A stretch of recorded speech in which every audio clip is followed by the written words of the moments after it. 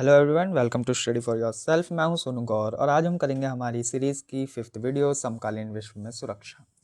ये समकालीन विश्व राजनीति का 5वां चैप्टर है जिसके हम आज महत्वपूर्ण क्वेश्चन आंसर करेंगे। जैसा कि आपको पता होगा कि हमारी पॉलिटिकल साइंस की सीरीज़ चल रही है जिसमें हम क्लास 12th की दोनों बुक के सभी चैप्टर्स को कवर कर रहे हैं, उनके सभी इंपॉर्टेंट क्वेश्चन आंसर्स को कर रहे हैं। वो क्वेश्चन आंसर जो आपके एग्जाम पॉइंट ऑफ व्यू से काफ़ी ज़्यादा इंपॉर्टेंट रहने वाले हैं। तो आज की वीडियो शुरू करते हैं और आज हम इस चैप्टर के महत्वपूर्ण क्वेश्चन को करेंगे। पहला क्वेश्चन है, सुरक्षा का क्या अर्थ है? सुरक्षा के पारंपरिक और अपारंपरिक मतलब गैर पारंपरिक धारणा में क्या अंतर है? ठीक है, तो पहले सुरक्षा का अर्थ हम देखते हैं। सुरक्षा का मूल अर्थ खतरे से आज़ादी है। इसका संबंध उन अति आवश्यक चीज़ों से है जिन पर खतरा आने पर जीवन सामान्य नहीं रह पाता। किसी राष्ट्र के लिए सुरक्षा का मतलब उसके भू क्षेत्र, जनसंख्या और संप्रभुता को खतरे से बचाने हैं। ठीक है, तो ये हमारी सुरक्षा का अर्थ हो गया। पारंपरिक धारणा को देखें तो इसका मुख्य सरोकार सैन्य खतरों से होता है। खतरे का स्रोत कोई दूसरा देश होता है। इसके अंतर्गत युद्ध और हिंसा का भय शामिल है। इस धारणा को दो पहलू हैं, बाहरी सुरक्षा, सैन्य खतरे से निपटना, और आंतरिक सुरक्षा यानी देश के अंदर कानून व्यवस्था बनाए रखना। इसकी सुरक्षा नीति का मुख्य घटक है अवरोध, रक्षा और शांति संतुलन को बनाना। ठीक है, ये हमारा पारंपरिक हो गया। दूसरा है अपारंपरिक या गैर पारंपरिक धारणा। इसका सरोकार मानव सुरक्षा और विश्व सुरक्षा से है। इसमें सैन्य के साथ साथ मानवीय अस्तित्व पर मंडराने वाले खतरों को भी शामिल किया जाता है। खतरों के स्रोत में आता है आतंकवाद, महामारी, गरीबी, मानवाधिकारों का हनन, जलवायु परिवर्तन और प्राकृतिक आपदाएं। ठीक है, इसमें सहयोग और आपसी विश्वास पर जोर दिया जाता है। ठीक है, तो ये हमारा अपारंपरिक या गैर पारंपरिक धारणा हो गई सुरक्षा की। सुरक्षा का अर्थ हमने देखा कि खतरे से आज़ादी। ठीक है, और पारंपरिक धारणा देखी जिसमें सैन्य खतरा होता है, दूसरे देश से खतरा होता है, युद्ध और हिंसा इसमें शामिल होती है। इसके दो पहलू होते हैं, बाहरी सुरक्षा और आंतरिक सुरक्षा। इसके घटक होते हैं अवरोध, सुरक्षा और शक्ति संतुलन। इन तीनों घटकों को हम आगे वाले क्वेश्चंस में डिस्कस करेंगे। फिर हमने गैर पारंपरिक को देखा, तो गैर पारंपरिक में आती है मानव सुरक्षा और विश्व सुरक्षा। ठीक है, इसका सरोकार मानव सुरक्षा से ही होता है। ठीक है, मानव अस्तित्व पर मंडराने वाले खतरे जैसे आतंकवाद हो गया, गरीबी हो गई, मानवाधिकारों का हनन हो गया, महामारी हो गई, इन प्रकार के खतरों को हम गैर पारंपरिक या अपारंपरिक धारणा कहते हैं सुरक्षा की। दूसरा क्वेश्चन है, सुरक्षा की पारंपरिक धारणा में शक्ति संतुलन या गठबंधन बनाना, इससे क्या अभिप्राय है? पहला, शक्ति संतुलन। यह सुरक्षा की पारंपरिक धारणा का सबसे महत्वपूर्ण तत्व है। इसका अर्थ है कि प्रत्येक देश अपने आसपास के देशों से अपनी सापेक्ष शक्ति, रिलेटिव पावर का संतुलन बनाए रखने की कोशिश करता है। देश यह सुनिश्चित करता है कि कोई देश इतना शक्तिशाली ना हो जाए कि वह उसे धमका सके या उस पर हमला कर सके। इसके लिए देश अपनी सैन्य शक्ति बढ़ाते हैं और आर्थिक व तकनीकी रूप से भी मजबूत होने का प्रयास करते हैं। ठीक है, तो ये शक्ति संतुलन हो गया। दूसरा है गठबंधन बनाना। गठबंधन ऐसे देशों के समूह होते हैं जो अपनी सुरक्षा हितों की रक्षा के लिए एकजुट होते हैं। गठबंधन किसी सैन्य हमले को रोकने या उससे मिलकर निपटने के लिए बनाए जाते हैं। गठबंधन लिखित संधि पर आधारित होते हैं और यह स्पष्ट करते हैं कि किसे क्या करना है और किस खतरे से क्या माना जाएगा। ठीक है, उदाहरण के लिए हम देखें तो नाटो शीत युद्ध के दौरान पश्चिमी गठबंधन का एक प्रमुख उदाहरण रहा है। ठीक है, पश्चिमी देशों ने मिलकर एक गठबंधन बनाया, नाटो, आपसी सहयोग के लिए और खतरे से एक दूसरे को बचाने के लिए और खुद को सुरक्षित रखने के लिए। ठीक है, तो ये उदाहरण हो जाता है गठबंधन बनाने का। ठीक है, तो ये हो गया हमारा शक्ति संतुलन और गठबंधन बनाना। सुरक्षा के पारंपरिक धारणा के ये तत्व हैं दोनों। तीसरा क्वेश्चन है, अवरोध और रक्षा में क्या अंतर है? ठीक है, अवरोध क्या होता है और रक्षा क्या होती है? ठीक है, सुरक्षा के उसमें हम देखें तो अवरोध, इसका अर्थ है युद्ध को रोकना। ठीक है, अवरोध का अर्थ हो जाता है युद्ध को रोकना। यह नीति किसी संभावित हमले को यह संकेत देती है, हमलावर को यह संकेत देती है कि अगर उसने हमला किया तो उसके कितना भारी नुकसान उठाना पड़ेगा कि वह युद्ध जीतने के बावजूद बर्बाद हो जाएगा। इसका उद्देश्य हमले से पहले ही दुश्मन को डरा धमका कर हमले को रोकना होता है। ठीक है, यह सैन्य क्षमता दिखाते हैं और प्रतिशोध की धमकी पर आधारित होते हैं। ठीक है, मतलब अवरोध का मतलब सिंपल से यही होगा कि अगर दो देशों के बीच एक कॉन्फ्लिक्ट चल रहा है और एक देश दूसरे देश पर हमला करना चाह रहा है, तो हमला करने से पहले वह यह सोचे कि उस दूसरे देश के पास क्या शक्ति है, उसके पास क्या वेपन्स हैं। अगर वो ये हमला करता है तो दूसरा देश उस पर जवाबी कार्रवाई में कितना बड़ा हमला कर सकता है। तो ये होता है अवरोध। ठीक है, कि एक देश अपनी सैन्य शक्ति के बल पर दूसरे देश को हमला करने से रोक रहा है, तो ये अवरोध हो जाता है। दूसरा है रक्षा। इसका अर्थ है हमला होने पर अपनी रक्षा करना। अब जब हमला हो गया तब क्या करना है, तो यह नीति किसी हमले को रोकने या हमलावर की सेना को परास्त करने से संबंधित होती है। इसमें हमला होने के बाद अपनी सेना का प्रयोग करके दुश्मन के लक्ष्य को हासिल करने से रोकना होता है। ठीक है, अब जब दुश्मन देश ने हमला कर दिया तो हम अपनी सैन्य शक्ति का प्रयोग करते हुए उसको रोकें। ठीक है, अपनी रक्षा करें ताकि वो अपने लक्ष्य तक पहुंच ना पाए। ठीक है, इसमें सैन्य उपकरणों और लड़ाई को सीधा उपयोग किया जाता है। ठीक है, सैन्य उपकरण यूज किए जाते हैं और लड़ाई डायरेक्ट आमने सामने की लड़ाई होती है।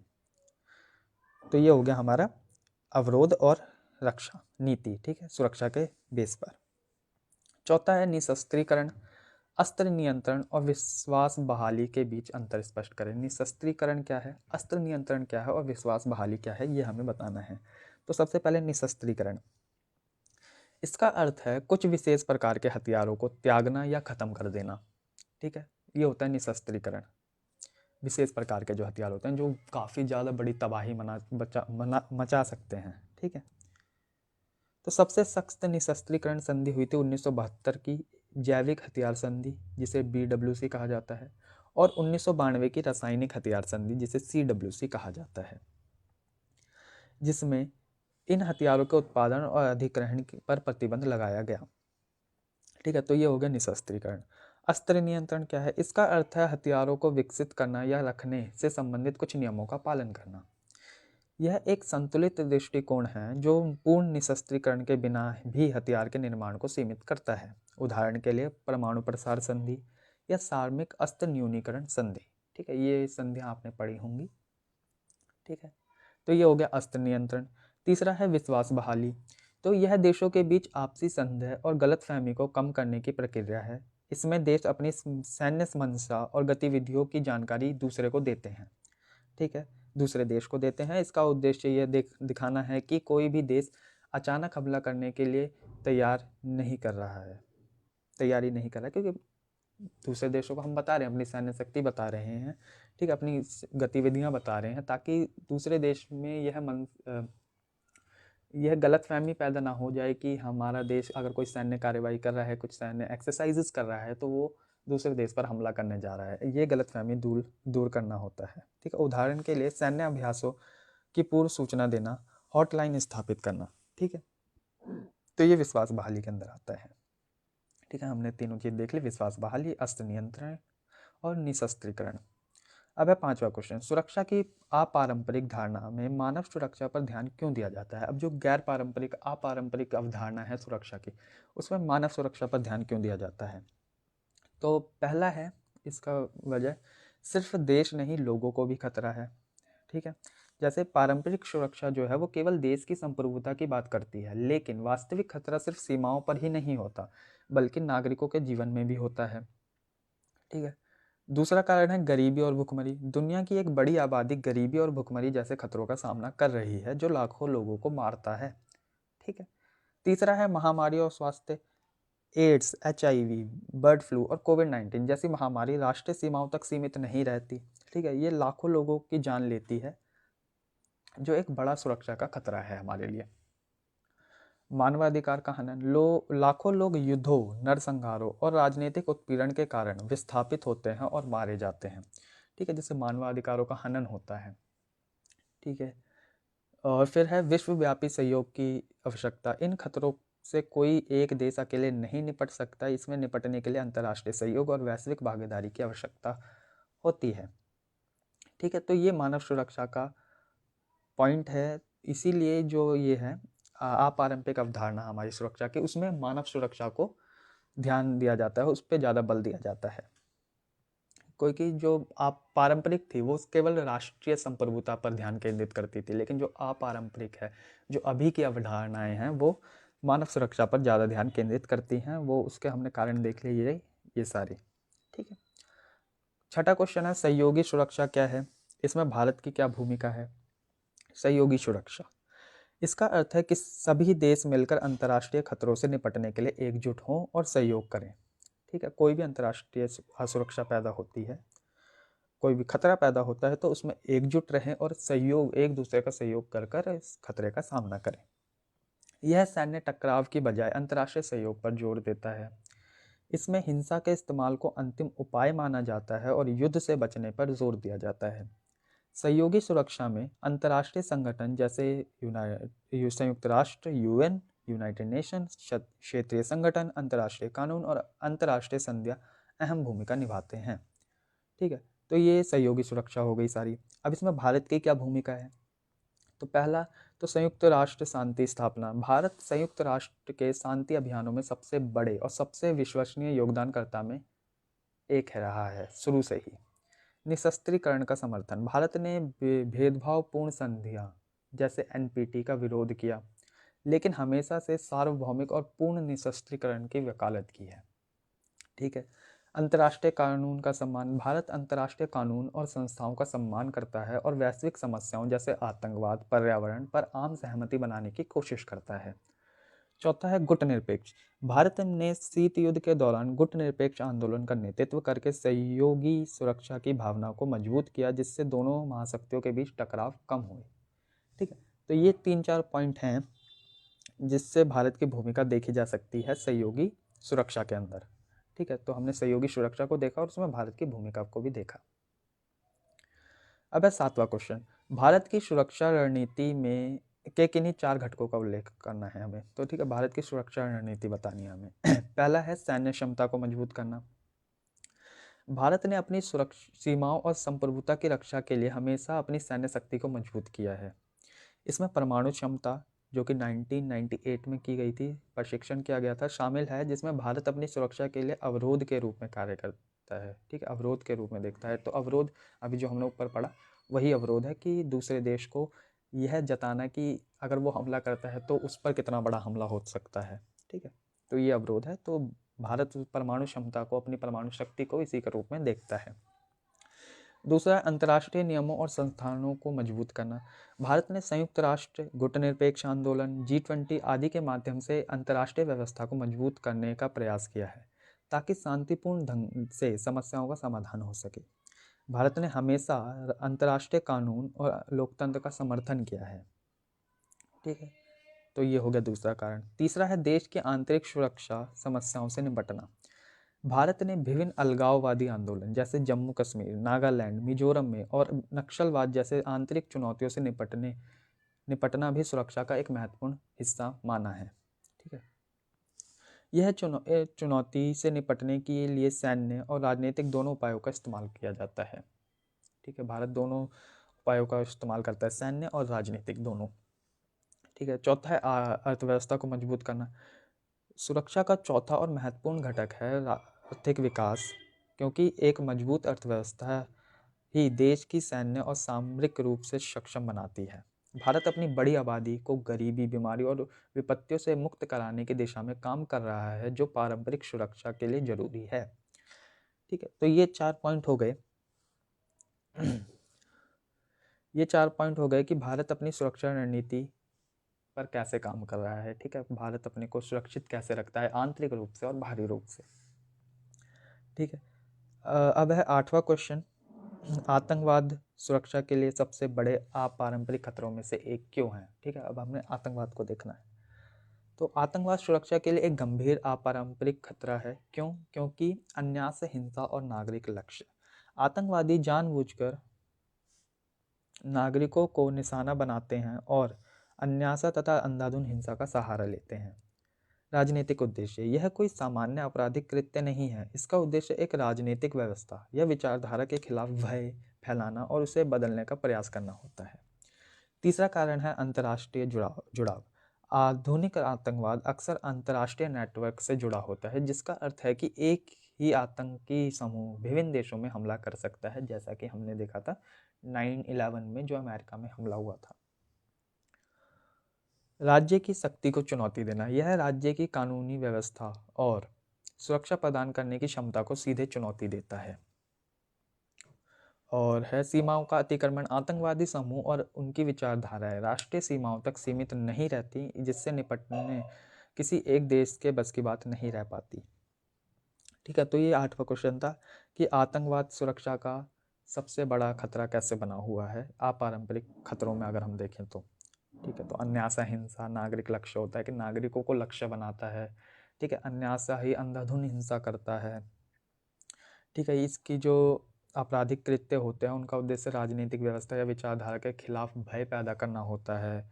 इसका अंतर्राष्ट्रीय जुड़ाव होता है, ये किसी एक देश तक सीमित नहीं रहता, ये वैश्विक रूप से अंतर्राष्ट्रीय जुड़ाव बना के रखते हैं। ठीक है, कि जिससे कि एक ही समूह कई देशों में हमला कर सकता है। ठीक है, आतंकवादी समूह जो होता है राष्ट्र की शक्ति को चुनौती देते हैं ये।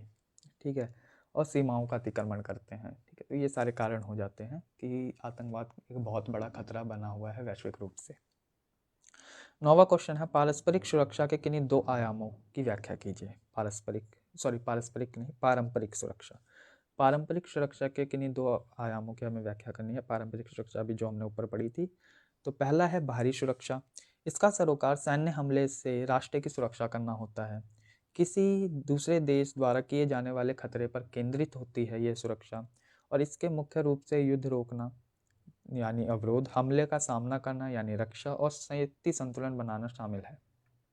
ठीक है, तो ये बाहरी सुरक्षा के लिए होता है। आंतरिक सुरक्षा के लिए क्या होता है, तो आंतरिक सुरक्षा का इसका सरोकार देश की सीमा के भीतर कानूनी व्यवस्था और शांति बनाए रखने से है। इसमें अलगाववादी आंदोलन, गृह युद्धों, सांप्रदायिक हिंसा या जातीय संघर्षों से निपटना शामिल है। द्वितीय विश्व युद्ध के बाद आंतरिक सुरक्षा की चिंता ज़्यादातर विकासशील देशों में प्रमुख रही है, जहां अक्सर कमजोर राजनीतिक संस्थाएं और जातीय विभाजन होते हैं। ठीक है, तो ये 9वां क्वेश्चन था जिसमें हमने पारंपरिक के दो मुख्य आयाम को पढ़ा है, जो कि एक है बाहरी आयाम और एक है आंतरिक आयाम। ठीक है, तो बाहरी आयाम में जो होता है वो राष्ट्र के हित में होता है, सैन्य हमले से बचने के लिए दूसरे देश से जो खतरे होते हैं उस पर केंद्रित होता है, और अवरोध, रक्षा और शक्ति संतुलन पर केंद्रित होता है। वहीं आंतरिक आयाम जो होता है वो सीमा के भीतर के खतरों जैसे कि अलगाववादी आंदोलन हो गए, गृह युद्ध हो गए, सांप्रदायिक हिंसा हो गई, जातीय संघर्ष हो गए, इन सब पर केंद्रित होता है। 10वां क्वेश्चन है अपारंपरिक खतरों में गरीबी और स्वास्थ्य महामारी को क्यों शामिल किया जाता है। तो अपारंपरिक खतरा हमने देखा था अभी ऊपर कि उसमें मानव खतरों को ज़्यादा बल दिया जाता है, तो वही है उसमें गरीबी और स्वास्थ्य महामारी पर क्यों इतना बल शामिल किया गया है, तो वो बताना है हमें। तो गरीबी असुरक्षा का मूल कारण, तो भारी गरीबी गृह युद्ध और राजनीतिक अस्थिरता को बढ़ावा देती है। गरीब लोग विवश होकर अवैध गतिविधियों में शामिल हो जाते हैं। अंतर्राष्ट्रीय प्रवास, गरीबी के कारण लोग बेहतर जीवन की तलाश में असुरक्षित तरीके से दूसरे देशों में प्रवास करते हैं, जिससे अंतर्राष्ट्रीय तनाव और मानवीय संकट पैदा होता है। विश्वव्यापी असमानता, गरीब देशों और अमीर देशों के बीच खाई विश्व सुरक्षा को अस्थिर करती है। ठीक है, तो गरीबी को इसमें शामिल करने के अपारंपरिक खतरों में शामिल करने के ये कारण हैं। दूसरा है स्वास्थ्य महामारियाँ। ठीक है, हेल्थ पैंडेमिक्स, तो सीमाओं पार खतरा, सीमा के पार का खतरा होता है। महामारी जैसे कि एड्स हो गई, HIV हो गई, कोविड-19 हो गई, ये राष्ट्रीय सीमाओं तक सीमित नहीं रहती। ठीक है, इसलिए इससे निपटना वैश्विक सहयोग की मांग करता है। ठीक है, और मानव अस्तित्व पर खतरा, ये सीधे तौर पर लाखों लोगों के जीवन को ख़त्म करती है, जिससे मानव सुरक्षा का सीधा हमला होता है।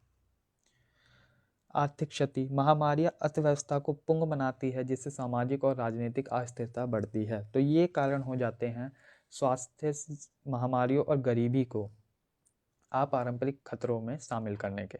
ठीक है, अब है 11वां क्वेश्चन, शरणार्थी और आंतरिक रूप से विस्थापित व्यक्ति में क्या अंतर है। ठीक है, अब शरणार्थी कौन होते हैं और आंतरिक रूप से विस्थापित व्यक्ति कौन होते हैं, उसके बारे में हमें बताना है। तो पहले परिभाषा देखें तो शरणार्थी क्या है, तो वह व्यक्ति जिसने उत्पीड़न या खतरे के कारण अपना देश छोड़ दिया और दूसरे देश में शरण ले ली, उसे हम कहते हैं शरणार्थी।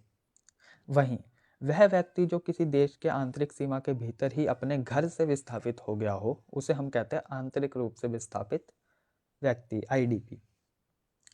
अंतर्राष्ट्रीय कानून, तो शरणार्थी पर जो होता है वो अंतर्राष्ट्रीय कानून लागू होते हैं, ठीक है। अंतर्राष्ट्रीय कानून के तहत आता है और उसमें कानूनी सुरक्षा मिलती है, ठीक है, शरणार्थी को। वहीं जो आईडीपी होते हैं अपने देश के कानून के तहत आता है और सीधे तौर पर अंतर्राष्ट्रीय कानून द्वारा संरक्षित नहीं होता। राष्ट्रीय सुरक्षा, जिस देश में शरण लेता है उसकी राष्ट्रीय सुरक्षा के लिए कूटनीतिक और कानूनी मुद्दा बन जाता है, ठीक है, शरणार्थी। वहीं जो आईडीपी हैं वह यह उस देश के आंतरिक सुरक्षा और कानूनी व्यवस्था का मुद्दा होता है, ठीक है। देखभाल और सहायता, तो शरणार्थी की मुख्य रूप से संयुक्त राष्ट्र शरणार्थी उच्चायोग और मेजबान देश द्वारा सहायता प्राप्त होती है, ठीक है। वहीं जो आईडीपी होते हैं मुख्य रूप से देश की सरकार और गैर सरकारी संगठनों एनजीओज द्वारा सहायता प्राप्त होती है आईडीपीज को, ठीक है। तो ये अंतर होता है रिफ्यूजीज यानी शरणार्थी और आईडीपीज मतलब आंतरिक रूप से विस्थापित व्यक्ति के अंदर, ठीक है। अब है 12वां क्वेश्चन, किसी देश के लिए खतरे के एक सैन्य और एक गैर सैन्य स्रोत का उदाहरण दीजिए, ठीक है। सैन्य स्रोत क्या है खतरे का और गैर सैन्य स्रोत क्या है। तो खतरे का सैन्य स्रोत जो है वो है युद्ध या सैनिक हमला, ठीक है। इसका स्पष्टीकरण देखें तो जब कोई दूसरा देश अपनी सैन्य शक्ति का प्रयोग करके किसी देश की संप्रभुता या स्वतंत्रता या प्रादेशिक अखंडता को चुनौती देता है तो वो हमारा सैन्य खतरे के अंतर्गत आता है।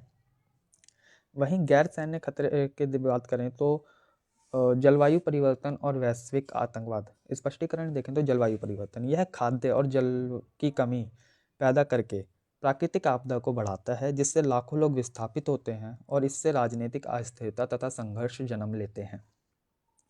वहीं जो वैश्विक आतंकवाद है यह अप्रत्याशित हिंसा और भय पैदा करके लोकतंत्र तथा कानून के शासन को अस्थिर करता है जिससे अंतर्राष्ट्रीय शांति को खतरा होता है। तो ये हो जाते हैं गैर सैन्य स्रोत, ठीक है। ये सैन्य स्रोत हमने ऊपर देख लिया। तो ये हमारा 12वां क्वेश्चन हो जाता है। इसी के साथ हमारे इस चैप्टर के सारे महत्वपूर्ण क्वेश्चन आंसर कंप्लीट होते हैं, ठीक है। आप इस पीडीएफ को हमारे टेलीग्राम चैनल से डाउनलोड करके फ्री में पढ़ सकते हैं, ठीक है। हमारा टेलीग्राम चैनल आप ज्वाइन कीजिए, ठीक है। बाकी अब अगले चैप्टर हम अगली वीडियोज़ में डिस्कस करेंगे। तब तक के लिए थैंक यू, जय हिंद।